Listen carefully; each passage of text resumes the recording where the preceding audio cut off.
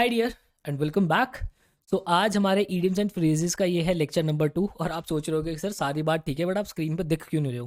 तो बच्चे last lecture के अंदर जब मैंने ईडियम्स एंड फ्रेजेस कराए तो बच्चों के मुझे फीडबैक्स मिले कि सर आप जब स्क्रीन पे होते हो तो पीछे के में जो है सेंटेंसेस नहीं दिखते हैं। सो आई डिसाइडेड कि हमारी ईडियम्स एंड फ्रेजेस की जो वीडियोस होगी उस पर मैं स्क्रीन पे नहा रहा हूँ ताकि आपको सेंटेंस प्रॉपर दिखे, और वो दिखना भी बहुत ज़्यादा ज़रूरी है। और मुझे यार देखो प्रॉपर बहुत अच्छे से उम्मीद है कि आपका और मेरा बॉन्ड अब इतना स्ट्रांग हो चुका है कि मेरी आवाज़ से ही, मेरी बातों से ही आप सारी चीज़ें बहुत प्यारे तरीके से समझोगे। समझने में कोई भी दिक्कत आपको नहीं आने वाली है। तो बिना समय वेस्ट के आगे बढ़ते हैं। सबसे पहला जो हमारा ईडियम है बच्चा आज, that is stir up hornet's nest. देखो हॉर्नेट्स जो होते हैं वो होते हैं हमारे ततैये, और स्टेयर का मतलब होता है उसको हिलाना। अब एक बात बताओ, अगर आप ततैये के छत्ते को, जैसे कि आप इस इमेज के अंदर देख रहे हो, यहाँ पर अगर इस ततैये के छत्ते को ये इंसान हिलाएगा तो जाहिर सी बात है ये क्या कर रहा है, अपने लिए ट्रबल क्रिएट कर रहा है ना। तो यहाँ पे स्टेयर अप हॉर्नेट्स नेस्ट का मतलब होता है टू मेक ट्रबल, है ना। तो यहाँ पे इसका सेंटेंस हमारा क्या बनेगा, according to my brother Siddharth, मेरे भाई के अनुसार क्या है भाई, she was asking a lot of questions, वो बहुत सारे क्वेश्चंस पूछ रही थी और अपने लिए जो है वो क्या कर रही थी, ट्रबल क्रिएट कर रही थी। तो स्टेयर अप हॉर्नेट्स नेस्ट का मतलब होता है अपने लिए ट्रबल क्रिएट कर देना। नेक्स्ट है बेटा हमारा face the music. Face the music का मतलब होता है बच्चे आपका पनिशमेंट लेना। ठीक है, जैसे कि आपने पुलिस वाले को अक्सर देखा होगा कि चल आज आजा तुझे मजे करा कर लाते हैं ना, पुलिस वाले अक्सर बोलते हैं। मजे कराने का मतलब होता है कि आजा तुझे अब ढंग से हम बताते हैं कि तूने किया क्या क्या नहीं किया। तो फेस द म्यूजिक का मतलब होता है टू बी पनिश्ड, है ना। The children broke the pen. Pen का मतलब होता है आपका, जैसे ग्लास की एक विंडो होती है, ठीक है, विंडो के ऊपर जो ग्लास लगा होता है उसको पेन बोलते हैं। The children broke the pen while playing and had to face the music for doing so. जो उन्होंने ग्लास तोड़ा उनके लिए उन्हें जो है वो डांट पड़ी, उनको ये जो है पनिशमेंट लेनी पड़ी। ठीक है, नेक्स्ट है बच्चे हमारा to rain cats and dogs. ठीक है, बहुत अमेजिंग है ये हमारा ईडियम। इसका ओरिजिन भी मैं आपको बताता हूँ। तो इसकी अगर मैं ओरिजिन की बात करता हूँ बच्चे आपसे, तो इसका मतलब होता है एक्चुअल में to rain in cats and dog का मतलब कि बहुत ज़्यादा हैवी रेन हो रही है। ठीक है, और इस तरीके से हैवी रेन हो रही है कि ऐसा लग रहा है कि बारिश बारिश के अंदर जो कुत्ते बिल्ले आसमान से गिरे हो। एक्चुअल में हुआ क्या था, एक जगह पे तो क्या हुआ कि ना बहुत ज़्यादा बारिश हुई, बहुत ही ज़्यादा हैवी रेन हुई। ठीक है, बहुत ज़्यादा हैवी रेन हुई। उससे हुआ क्या कि वहाँ पे जो ड्रेनेज सिस्टम था, ठीक है, वहाँ पे जो ड्रेनेज सिस्टम था वो प्रॉपर ही ब्लॉक हो गया उनका। ठीक है, तो अब क्या होता है, देखो जब बारिश होती है तो हम इंसान तो अपने अपने घरों के अंदर छुप जाते हैं, बट बेचारे जो हमारे बेजुबा जानवर होते हैं, हमारे कैट्स होते हैं, हमारे जो डॉग्स होते हैं, इनके पास तो बच्चे जगह ही नहीं होती, ये कहाँ जाएंगे। तो हुआ क्या कि वहाँ पे इतनी ज़्यादा रेन हुई कि वहाँ पे जो है प्रॉपर फ्लड ही आ गया था उस जगह पर। ठीक है, मेरे को जगह का नाम एग्जैक्ट याद नहीं आ रहा। तो जब वहाँ पे फ्लड आया तो फ्लड आने से क्या हुआ, उनका ड्रेनेज सिस्टम प्रॉपर ब्लॉक हो गया। अब जब वो ड्रेनेज खोला गया, बाद में देखा गया तो ड्रेन से क्या निकल रहा था, इतने ज़्यादा लाशें निकल रही थी डॉग्स की, बिल्लियों की, और वो इस तरीके से लग रहा था जैसे मानो आसमान से जो है वो कुत्ते और बिल्ली ही गिरे हों। तो तब जाके यहाँ पे जो है ये ईडियम आया हमारा, to rain cats and dog. To rain cats and dog का मतलब होता है कि बहुत ही ज़्यादा हैवी रेन होना। ठीक है, तो मतलब मैं तो आप लोगों को अक्सर यही कहूँगा कि जब कभी बहुत ज़्यादा बारिश दिखे और आपको आपके पास कोई ऐसी जगह हो जहाँ कोई भी कुत्ता बिल्ली आके बैठ सकता है, उनको ज़रूर बिठाया करो, क्योंकि उन बेचारों के पास कोई जगह नहीं होती छुपने के लिए। We wanted to play football but now it's raining cats and dogs, so we decided to stay inside. हम जो फुटबॉल खेलना चाहते थे बट अभी बहुत ज़्यादा मूसलाधार बारिश हो रही है, जिस वजह से हमें जो है वो घर के अंदर ही हमने रहना डिसाइड किया। नेक्स्ट है बेटा हमारा to take bull by the horns. देखो बुल को हॉर्न से पकड़ने का, उसके सींग से पकड़ने का मतलब क्या है कि भाई बहुत ही डिफिकल्ट सिचुएशन को डील करना कैसे, कॉन्फिडेंट वे से। जैसे आप यहाँ पे देख रहे हो, अगर कोई इंसान जो है किसी बुल को सींग से पकड़ रहा है तो मतलब वो कितनी कॉन्फिडेंस से उस सिचुएशन को डील कर रहा होगा, है ना। तो she decided to take the bull by the horns and try to solve the problem without further delay. ये जो प्रॉब्लम्स थी उसको सॉल्व बिना किसी देरी के उसने डिसाइड किया कि वो जो है वो उसको सॉल्व करेगी, और इस डिफिकल्ट सिचुएशन को वो बहुत कॉन्फिडेंटली हैंडल करना चाह रही है। ठीक है भाई, चलो call it a day. Call it a day जो है बच्चा, आप इसको दो तरीके से इस्तेमाल कर सकते हो। आप इसको डेली बेसिस पे भी इस्तेमाल करते हो, ठीक है, और आप इसको रिटायरमेंट के लिए भी इस्तेमाल करते हो। ठीक है, कॉल इट अ डे का मतलब क्या होता है बच्चा आपका, जैसे डेली आपको लगता है ना कि भाई आज के लिए चलो बहुत हो गया, अब आज आज अब बस काम को बंद करते हैं, तो जब हम काम बंद करते हैं that is call it a day. ठीक है, और रिटायरमेंट के लिए भी हम कि भाई अब हम काम वाम जो है अपना प्रॉपर बंद कर रहे हैं, वहाँ पर भी हम इसको कॉल इट अ डे जो है यूज़ करते हैं। After 14 years living and working in this country she thinks it's time to call it a day. ठीक है, 14 साल काम करने के बाद उसको लगा कि भाई अब ठीक है, अब हमें काम वाम बंद करना चाहिए। नेक्स्ट है भाई once in a blue moon. Once in a blue moon का मतलब होता है भाई, आपने वो देखा ईद भाई बोलते हैं ना हम तो, कि भाई तू तो बड़ा ही ईद का चांद हो रहा है, ईद का चांद मतलब तो बहुत ही रेयर आता है। तो ऐसी चीज़ें जो कि बहुत ही रेयर हो, है ना। ब्लू मून तो अक्सर आपको कब दिखते होंगे, जब कोई ग्रहण लगता हो, ऐसे ऐसे टाइम पे हम बोलते हैं कि ब्लू मून हमारा दिख रहा है हमें, है ना। I have only 2 months till my wedding, so I allow myself to eat fast food once in a blue moon. ठीक, वो होता है ना कि भाई अक्सर शादियों के अंदर क्या होता है कि भाई मेरी 2 महीने के अंदर शादी है और मुझे फोटो वोटो बहुत ज़्यादा खिंचवानी है, तो अब मैं तो बहुत ही रेयरली जो है फास्ट फूड खाऊंगा ताकि मेरी फोटो जो है वो अच्छी है। तो once in a blue moon का मतलब होता है बहुत ही रेयर होना। नेक्स्ट है बच्चे हमारा under the cloud. Under the cloud का मतलब होता है जैसे कि किसी के ऊपर जो है वो क्या कहते हैं, खतरे के बादल मंडरा रहे हो, है ना। बोलते हैं ना इसके ऊपर तो खतरे के बादल मंडरा रहे हैं। अब जैसे यहाँ पर ये जो बंदा है, इसको जो है ये सीआईडी वाले जो है ऐसे घूर कर देख रहे हैं। तो यहाँ पे है क्या, एक्चुअल में इसके ऊपर जो है खतरा खतरा मंडरा रहा है ना। Viewed with suspicion, distrust and disapproval, आप बहुत ही शक की निगाह से देख रहे हो, that is under the cloud, है ना। The driver was under suspicion after the police found blood in his car. ठीक है, तो यहाँ पे जो क्या कहते हैं, द ड्राइवर था वो क्या था, ड्राइवर जो था वो उसको बहुत ही उसके ऊपर खतरा जो है वो मंडरा रहा था, क्योंकि पुलिस ने जो है उसको उसकी कार में ब्लड देखा था। ठीक है, तो अंडर द क्लाउड का मतलब होता है शक की निगाह से देखना, या फिर क्या कहते हैं किसी के ऊपर खतरा मंडराना। ठीक है, नेक्स्ट है बच्चे हमारा अ परफेक्ट स्टॉर्म। देखो, एक हमने ईडियम पढ़ा था हमारा, क्या था, अ स्टॉर्म इन अ टी कप, है ना, हमने पढ़ा था अ स्टॉर्म। ठीक है, अ स्टॉर्म इन अ टी कप। इसका मतलब क्या था, इसका मतलब था कि भाई बात उतनी है नहीं, पतंगड़ बना दे इतना बड़ा। ठीक है, लेकिन एक परफेक्ट स्टॉर्म होता है हमारा कि भाई बहुत ही खराब सिचुएशन हो गई अब तो। ठीक है, परफेक्ट स्टॉर्म।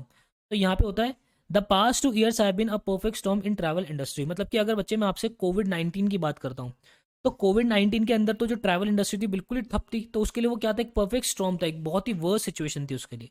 ठीक है, चलो नेक्स्ट है बच्चे हमारा बैड ब्लड। देखो, बैड ब्लड एक तो होता है बच्चे हमारा ब्लड, ब्लड ये मतलब कि ब्लड का रिश्ता, हमारा खून का रिश्ता, खून का रिश्ता मतलब क्या हो गया भाई, हमारी बहुत अच्छी रिलेशन है। अब बैड ब्लड का मतलब होता है उसमें जो है दुश्मनी आना, तो एंग्री फीलिंग, है ना, आपकी एनिमी वाली फील होना, दैट इज बैड ब्लड होना। तो और आपने ये क्या कहते हैं ये वाली मूवी तो देखी होगी, है ना, वो इमली का बूटा बेरी के बेर, शायद आप लोगों ने ना देखी, बट इनकी बहुत ही कट्टर दुश्मनी थी। ठीक है, there has been bad blood between 2 families for years. ठीक है, इन 2 फैमिलियों के बीच में जो है वो बहुत ही ज़्यादा दुश्मनी है सालों से। ठीक है, नेक्स्ट देखते हैं as dead as doornail. As dead as dead as doornail का मतलब होता है बच्चे बहुत ही ज़्यादा जो चीज़ मतलब इतनी ज़्यादा ऑब्सलीट हो चुकी है, इतनी ज़्यादा खत्म हो चुकी है कि भाई अब वो ऑलमोस्ट ऑलमोस्ट डेड ही है इस तरीके से। जैसे कि ये इसका ओरिजिन कहाँ से हुआ, होता क्या था पहले कि ऐसे प्लैंक्स होते थे जिनके दरवाजे बनाए जाते थे। ठीक है, ऐसे प्लैंक होते थे। अब इन प्लैंक्स के ऊपर ना कीलें लगाई जाती थी, जैसे पीछे की तरफ से ऐसे कील ठोकी। अब कील जो इस इधर से जब बाहर निकलेगी इस तरफ से, तो उसको इस तरीके से ठोका जाता था, जैसे आप देख सकते हो यहाँ पे, इस तरीके से जो उसको मोड़ के ठोका जाता था कि वो बिल्कुल प्लैंक के अंदर ही घुस जाती थी, कि अब भाई इससे ज्यादा और वो घुस ही नहीं सकती अंदर, है ना। तो वहां से आया at dead as doornail, कि इससे ज्यादा तो कुछ हो ही नहीं सकता, वो खत्म हो चुका है ये सब। ठीक है, the poor man is dead as doornail at this moment. ठीक है, यहाँ पर अब जो ये पोअर मैन है वो बिल्कुल ही डेड हो चुका है एक डोरनेल की तरह। ठीक है, मतलब बिल्कुल ही खत्म हो चुका है। नेक्स्ट है बच्चा हमारा कैच अ टार्टर। देखो, टार्टर होता है हमारा ऐसा कहा जाता है कि टार्टर जो होते हैं ऐसे लोग होते हैं जो कि बहुत ही हेल्दी होते हैं, बहुत ही जिनकी हाइट वाइट बहुत अच्छी होती है, जो कि घुड़सवारी बहुत अच्छी करते हैं, जैसे कि आप इस इमेज के अंदर देख सकते हो।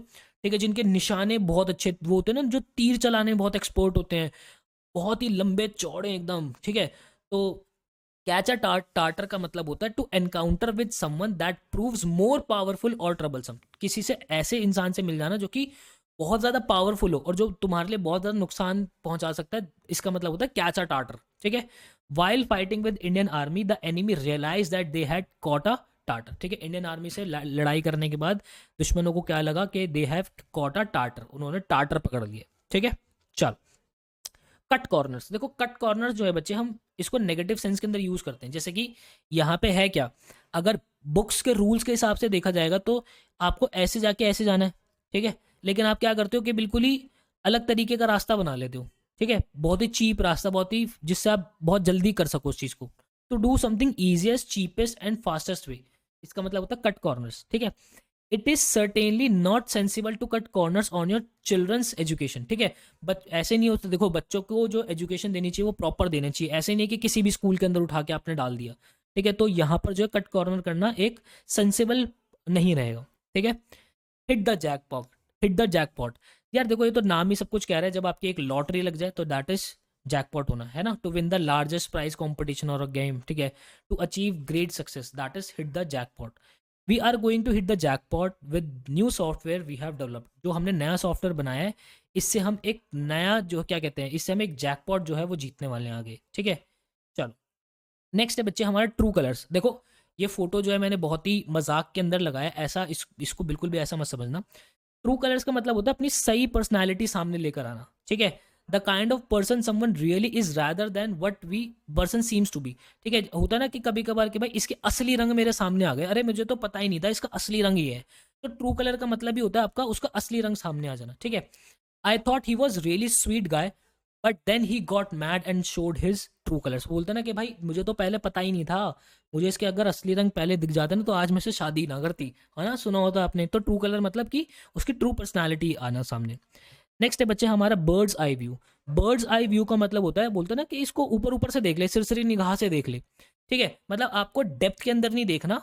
देखो हालांकि जो हमारे बर्ड्स होते हैं, कुछ बर्ड्स तो ऐसे होते हैं जिनको बिल्कुल ही बारीक बारीक सी चीज़ें भी बहुत क्लियर दिखती है, ठीक है। लेकिन बर्ड्स आई अगर मैं ऊपर से देखता हूँ मोटा मोटा तो चीज़ों मतलब जो हमारी बर्ड्स होते हैं उनको ऐसा कुछ दिखता होगा, ठीक है। तो बर्ड्स आई का मतलब होता है कि आप जो है सिरसिरी निगाह से ऊपर ऊपर से देख लो, डेप्थ के अंदर मत जाओ।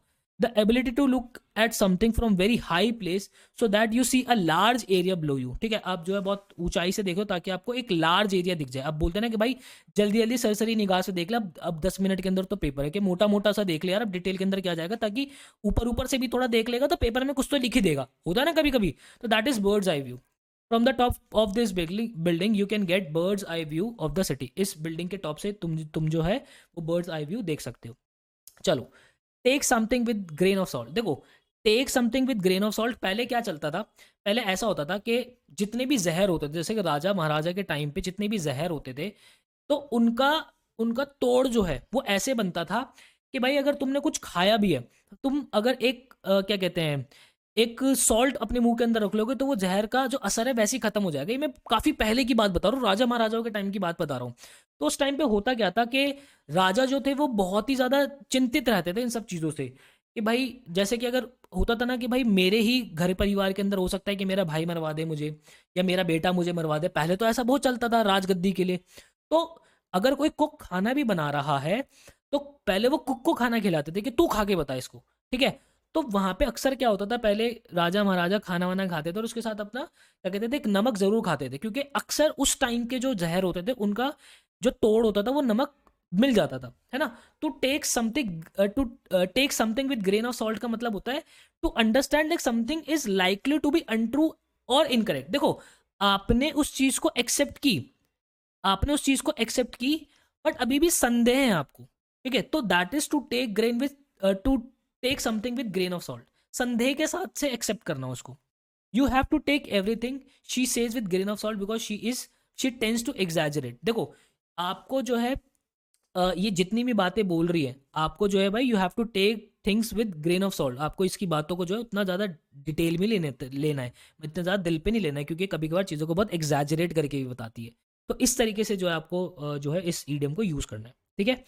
नेक्स्ट है बच्चे हमारा get up on the wrong side of the bed. देखो जैसे कि हमारे यहाँ पे बड़ी वो नहीं चलती, बड़ी चीज़ें सी चलती है कि भाई सीधे हाथ से पैसे लेना चाहिए, है ना, ऐसे तरीके की काफ़ी सारी चीज़ें चलती है। ऐसे ही फॉरेन कंट्रीज़ के अंदर भी होता है कि भाई अगर तू दूसरी साइड से उठेगा अगर सोकर तो तेरा दिन जो है वो बहुत खराब जाएगा, तू बहुत चिड़चिड़ा रहेगा। तो वहाँ पर अक्सर बोलते हैं कि भाई तू आज जो है पलंग की दूसरी तरफ से सो के उठाएगा, मतलब ये बिल्कुल ही गधों वाली बातें कर रहा, सुबह से चिड़चिड़ा बैठा है, पागल ही हो गया है, इस तरीके की, ठीक है। Start the day in bad mood which continues all day long, ठीक है।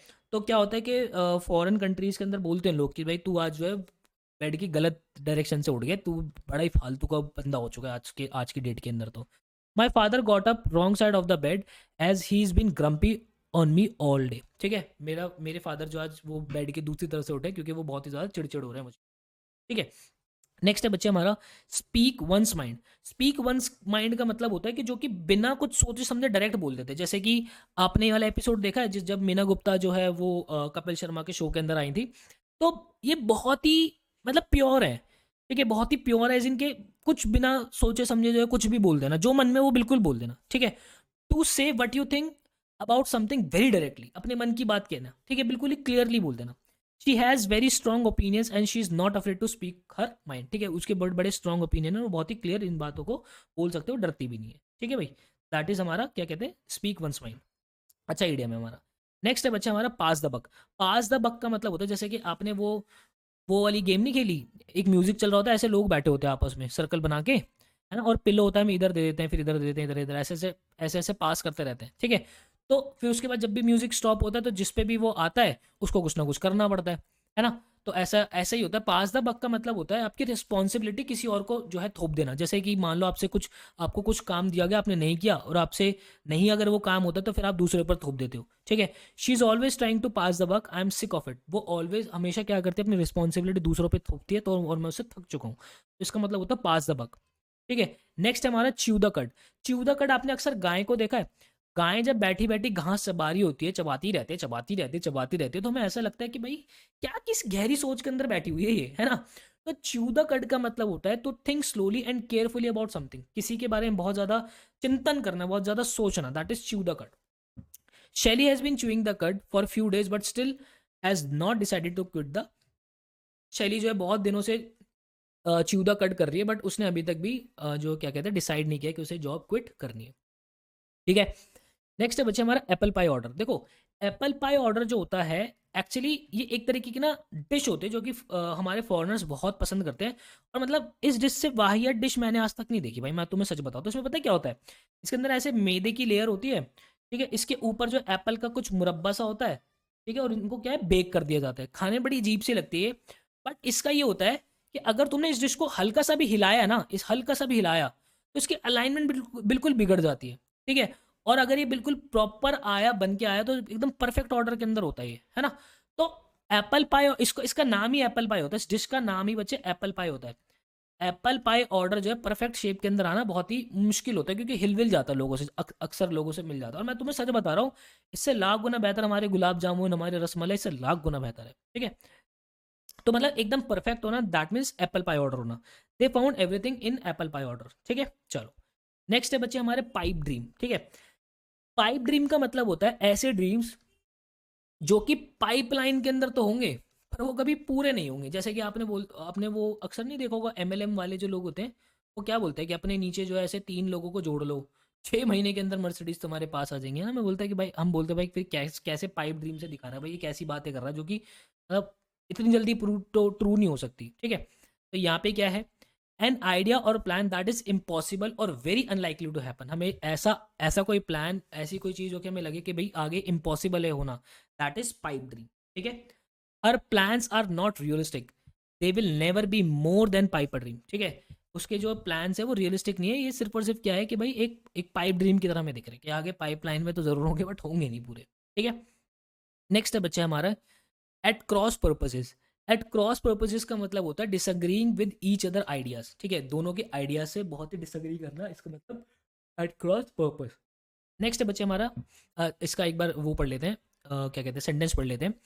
It became clear that we are talking at cross purposes, ठीक है। हमें हमें ऐसा यह बिल्कुल क्लियर हो चुका है कि हम जो है बिल्कुल ही एक दूसरे की बातों से डिसअग्री कर रहे हैं, ठीक है। नेक्स्ट है बच्चे हमारा प्ले समथिंग बाय ईयर या फिर डू समथिंग बाय ईयर, कुछ भी आ सकता है। देखो प्ले समथिंग बाय ईयर या डू समथिंग बाय ईयर का मतलब होता है to decide what you do when you know what is happening rather than planning in advance. देखो लोग क्या करते हैं अक्सर, क्या कहते हैं, पहले प्लान करते हैं, फिर उसके बाद चीज़ों को एग्जीक्यूट करते हैं। बट जैसे बर्फी मूवी के अंदर क्या था, बर्फी क्या करता था, जिस टाइम पे जो चीज़ हो रही है उस टाइम पे कुछ ना कुछ अपना करता था कि अच्छा चलो ऐसा हो गया तो चलो अब ऐसा कर देते हैं, ओ अच्छा अब ऐसा हो गया तो चलो अब एक काम करते हैं ऐसा कर देते हैं। कुछ भी प्लान नहीं करना, जो चीज़ हो रही है उसके हिसाब से एक्शन परफॉर्म करना, ठीक है। तो यहाँ पे इसका सेंटेंस बन सकता है we can't make a decision yet, let's play it by ear, ठीक है। हम अभी डिसाइड नहीं कर सकते और आगे जो भी होगा उसके अकॉर्डिंग जो है देख लेंगे, ठीक है। That is do something by ear, ठीक है। नेक्स्ट है बच्चे हमारा यू स्नूज यू लूज। जैसे कि भाई कहावत आपने देखी भी होगी कि अगर तू सोएगा तो खोएगा, जो सोवत है वो खोवत है, बोलते हैं ना। तो यहाँ पे अक्सर अलार्म के टाइम पे हम स्नूज कर देते हैं अगर उसको, और वो अलार्म फिर हम नहीं उठते तो हम कितनी चीज़ें लूज कर देते हैं। If you are not alert you are likely to miss opportunities. अगर तुम अलर्ट नहीं रहोगे तुम अपॉर्चुनिटीज़ मिस कर दोगे, ठीक है। You have to take advantage of those deals while you can. It's a case of you snooze you lose in the current market, ठीक है। इस टाइम पे तुम्हें जो जितनी भी डील्स है उसकी एडवांटेज लेनी चाहिए। और ये जो है एक ऐसा है कि अगर तुमने अपॉर्चुनिटी मिस करी तो तुम लूज कर जाओगे, जो करंट मार्केट अभी चल रही है उस हिसाब से, ठीक है। आउट ऑफ द ब्लू, देखो आउट ऑफ द ब्लू कह लो, एक हमने पढ़ा था बोल्ड फ्रॉम द ब्लू, है ना। हमने पढ़ा था बोल्ड फ्रॉम द ब्लू। दोनों का मतलब एक ही है, जो चीज़ बहुत ही अनएक्सपेक्टेडली हो जाए, बिल्कुल एक्सपेक्टेशंस के परे हो जाए, that is out of the blue. One day out of the blue she announce she was living. एकदम से उसने क्या करा, बहुत ही अनएक्सपेक्टेड था मेरे लिए ये जानना, उसने अपनी लिविंग जो है अनाउंस कर दी, ठीक है। नेक्स्ट है बेटा हमारा स्केट ऑन आइस थिन या ट्रेड ऑन आइस थिन। देखो क्या होता है कि अक्सर आपने देखा होगा कभी कभार यहाँ पे बहुत ही पतली होती है लेयर, ठीक है, बर्फ़ की, ठीक है। कभी कभार तो बहुत मोटी बर्फ़ की लेयर भी होती है जिसपे स्केट वगैरह करना बहुत ईजी होती है, बट अगर गलती से ये बहुत पतली हुई तो क्या होगा कि आप बहुत ही डेंजर के अंदर आ जाओगे, कि मतलब ये टूटी और आप एकदम अंदर गए, और आपने अक्सर देखा होगा कि अंदर जाने के बाद जो है आप इधर उधर कहीं पहुंच जाते हो, ठीक है। फिर आपको बाहर आने का रास्ता भी नहीं मिलता, आप तोड़ रहे हो बट वो निकल नहीं रहे। To be in dangerous risky position, skate on ice thin का मतलब होता है to be in very dangerous और risky position. He skating on ice he skating on thin ice by lying to police, ठीक है। वो पुलिस से झूठ बोलकर जो है वो डेंजरस सिचुएशन रिस्की पोजीशन के अंदर आ रहा है, ठीक है। No smoke without fire, where there is smoke there is a fire. अक्सर आपने सुना होगा ना, भाई देख बिना चिंगारी के आग नहीं जलती, ठीक है। बोलते ना ये धुआं बिना आग के तो उठता नहीं है लाला, बोलते ना अक्सर कि भाई देख यहाँ धुआं आ रहा है मतलब आग तो कुछ ना कुछ होगी। तो यहाँ पर क्या है, इसमें होता है there is always some truth behind the rumour और बैड थिंग। मतलब कि ये होता है कि जो भी कोई रूमर आया, कोई बैड थिंग है, इसके पीछे कुछ ना कुछ तो, बहुत कुछ ना कुछ तो सच है जरूर, ठीक है। She says that accusations are not true but there is no smoke without fire, ठीक है। वो बोलते हैं ना कि भाई ये जो इल्ज़ाम लगा रहे हैं ये ठीक नहीं है ये जो इल्ज़ाम लगा रहे हैं ठीक नहीं है, लेकिन कुछ ना कुछ क्या कहते हैं, बिना धुएं के कोई आग नहीं होती, या बिना आग के कोई धुआं नहीं होता, ठीक है।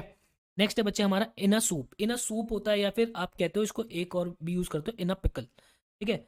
इन अ पिकल आपको कोई अचार के अंदर डाल दे, है ना, कितना ट्रबल आ जाएगा। सूप होता है गरम गरम होता है, इन अ ट्रबल, तो इन ट्रबल होता है हमारा in a soup. He will be in soup when the truth comes out, जब उसका सच बाहर आएगा तो वो जो है ट्रबल के अंदर आ जाएगा, ठीक है। नेक्स्ट है हमारा फेमिलैरिटी ब्रीड कंटेम्प्ट। देखो फेमिलैरिटी ब्रीड कंटेम्प्ट का मतलब होता है जब आप किसी को बहुत ही डेप्थ के अंदर जान लो, बहुत ही प्यारे तरीके से जान लेते हो, तो उसकी बैड क्वालिटीज़ भी आपको पता चलती हैं।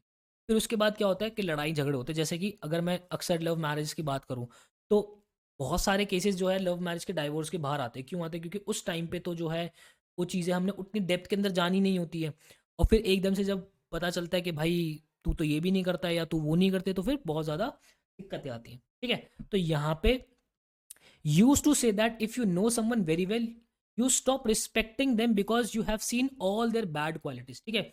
आप किसी को इतना ज़्यादा जान जाते हो। अब देखो किसी को जब पूरी तरीके से जानोगे, ठीक है, तो हर इंसान के अंदर कुछ ना कुछ अच्छा है, कुछ ना कुछ बुराई तो होती है। तो बुराई भी आप जानते हो, जब बुराई आप जानते हो तो फिर आप उसकी रिस्पेक्ट करना कम कर देते हो। That is familiarity breed contempt. After working in the same company with her for so many years he hates even her name just because familiarity breed contempt, ठीक है। एक ही कंपनी के अंदर काम करने के बाद इतने सालों के अंदर वो उसका नाम लेना भी पसंद नहीं करता। क्यों? क्योंकि अब वो जो दोनों जो है एक दूसरे को प्रॉपर तरीके से जान चुके, ठीक है। नेक्स्ट है हमारा टू थ्रो या फिर पोर कोल्ड वाटर ऑन। देखो किसी के ऊपर बिल्कुल ही ठंडा पानी गिर देना है ना, बोलते टू पोर या फिर टू थ्रो वेट ब्लैंकेट, भी सुना होगा आपने, वेट ब्लैंकेट, ठीक है।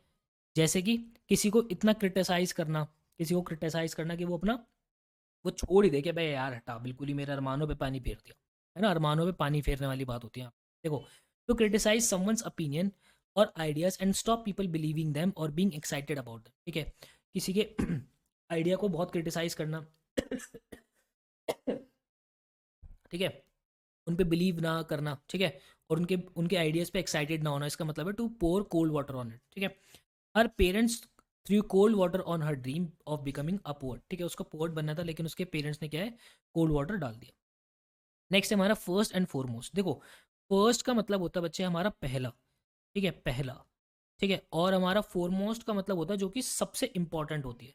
तो सबसे पहले बोलते हैं ना कि भाई देख, सबसे पहले और सबसे इंपॉर्टेंट बात तो ये है, ठीक है। तो most importantly more than anything है, ठीक है। In spite of being elected to office she remains first and foremost a writer, ठीक है। चाहे भले ही वो ऑफिस में इलेक्ट नहीं हुई, बट वो सबसे पहले और सबसे इंपॉर्टेंट वो क्या है, एक राइटर है, ठीक है। नेक्स्ट है बच्चे हमारा a hard nut to crack. देखो, a hard nut to crack जो होता है एक ऐसी चीज़ जो कि बहुत ही डिफिकल्ट हो सॉल्व करना, ठीक है। जैसे कि देखो ये क्या है, अखरोट है, ठीक है। और ये गलती आप भी मत करना, मैं भी काफ़ी बार ये गलती कर चुका हूँ। मैं ना छिले हुए अखरोट ले आता हूँ। वो छिले हुए अखरोट जो होते हैं ना, वो मतलब चाहे कितनी अच्छी क्वालिटी के लिए हो, वो कभी ना कभी ऑक्सीडाइज हो जाते हैं आपके, बहुत जल्दी ऑक्सीडाइज हो जाते हैं इनफैक्ट। तो इनके ऊपर ना एक क्या होता है, ऐसी लेयर लगी होती है अखरोटों के ऊपर, बादाम के ऊपर भी होती है, काजू के ऊपर भी होती है, बट अखरोट जो है वो जल्दी ख़राब होते हैं, ठीक है। तो कभी कभार होते होंगे कि ऐसे जो अखरोट होते हैं वो बहुत जल्दी से टूटते भी नहीं है। ये जो हमारा ये जो क्रैकर है, इससे भी अगर हम तोड़ना चाहते हैं तो वो टूटते नहीं है। तो यहाँ पे a hard nut to crack होता है a problem that is difficult to solve, ठीक है। Mathematics turn out to be a hard nut to crack for students in examination. तो मैथमेटिक्स क्या होती है, बहुत ही डिफिकल्ट होती है बच्चों से, जो जल्दी से नहीं सॉल्व होती है, ठीक है। नेक्स्ट देखो, डांस अटेंडेंस। देखो, डांस अटेंडेंस आपने एक सुना होगा, डांस टू समबडीज ट्यून्स, है ना। आपने एक ईडियम भी सुना होगा, डांस टू समबडीज ट्यून्स। इसका मतलब होता है किसी के इशारों पे नाचना, ठीक है। और डांस अटेंडेंस मतलब होता है कि आपने देखा ना कि भाई बिल्कुल ही सेवा में हाजिर रहता है हमेशा, कि भाई ये तो बिल्कुल ही उसकी सेवा में हाजिर रहता है, इसका मतलब होता है डांस अटेंडेंस। और डांस टू समबडी ट्यून्स का मतलब होता है किसी के इशारों पे नाचता। To do everything that someone ask you to and treat them in special way, ठीक है। जैसे कि यहाँ पे ये लेडी है ऑफिस के अंदर, आप देख रहे हो कि सारे जो मर्द हैं इनके बिल्कुल ही सेवा में हाजिर है, कि हाँ जी मैडम बताइए क्या करें, हाँ जी मैडम बताइए, ठीक है। I can't stand the way I can't stand the way I can't stand the way he has to have someone dancing attending him the whole time। एक फीमेल कह रही है कि भाई मैं ऐसे नहीं कर सकता, उसको तो हमेशा कोई ना कोई चाहिए जो कि हमेशा से उसको अटेंड करे। डांस डांस अटेंडेंस का मतलब होता है सेवा में हमेशा हाजिर होना, ठीक है। तो ये था बच्चे हमारा आज वाला ईडियम एंड फ्रेजेस का सेशन, और नेक्स्ट सेशन के अंदर मैं आपसे मिलता हूँ फिर से। Bye bye and take care.